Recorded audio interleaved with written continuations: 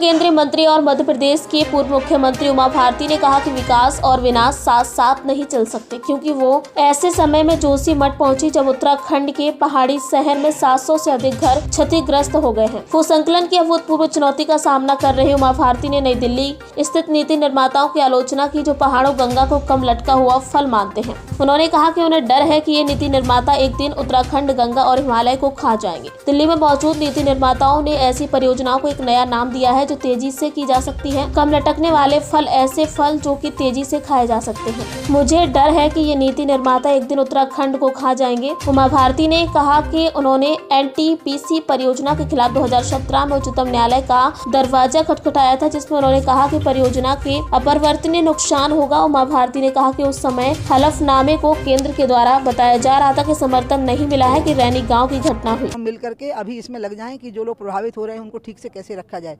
अब आ रही है तीसरी बात कि हुआ क्यों है में एक्सपर्ट आ गए हैं, PMO के एक्सपर्ट आ गए हैं, पर्यावरण के एक्सपर्ट आ गए हैं, जल संसाधन के एक्सपर्ट आ गए हैं। वो एक निष्कर्ष पे आएंगे। लेकिन मुझे NTPC के बारे में बताना चाहती हूँ कि मैंने खुद इस प्रोजेक्ट के खिलाफ एफिडेविट दिया है सुप्रीम कोर्ट में। वो दिया है 2017 में, जिस पर पर्यावरण मंत्रालय और ऊर्जा मंत्रालय ने सहमति नहीं दी, क्योंकि उन दोनों मंत्रालयों की सहमति चाहिए थी। मैंने कहा था ये प्रोजेक्ट इरिवर्सिबल लॉस है, अपूरणीय क्षति है, इसको रोक दीजिए। इसके बाद में फिर आया रैनी गांव का हादसा। तब भी मैं आई और मैंने ये कहा कि देखिए, ये रैनी गांव का हादसा इंगित कर रहा है कि जोशीमठ में कुछ ना हो जाए, इसलिए इसको रोक दीजिए। तब मुझे कहा गया कि आपकी बात जो एफिडेविट में गई थी वो कुछ दिनों चली, और PMO ने भी फटकार लगाई यहाँ के अधिकारियों को। मतलब प्रधानमंत्री कार्यालय भी संवेदनशील रहा कि ये प्रोजेक्ट नहीं होना चाहिए। और PMO के मिनट्स ऑफ मीटिंग है जिसमें उन्होंने फटकार लगाई कि तुम लोग क्यों पागल हुए जा रहे हो इस प्रकार से, क्यों गंगा को क्यों नहीं बचने देना चाहते हो। तब जोशीमठ के संकट की बात नहीं थी।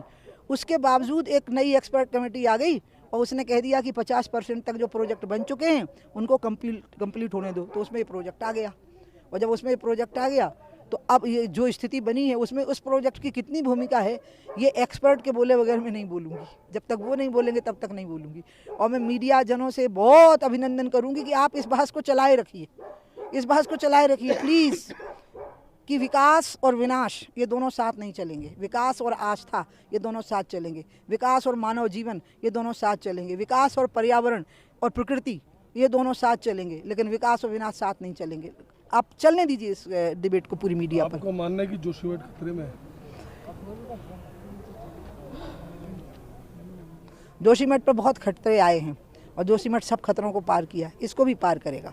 पुष्कर धामी जैसा मुख्यमंत्री है, वो बहुत ही ऋषि मुनि जैसा मुख्यमंत्री है।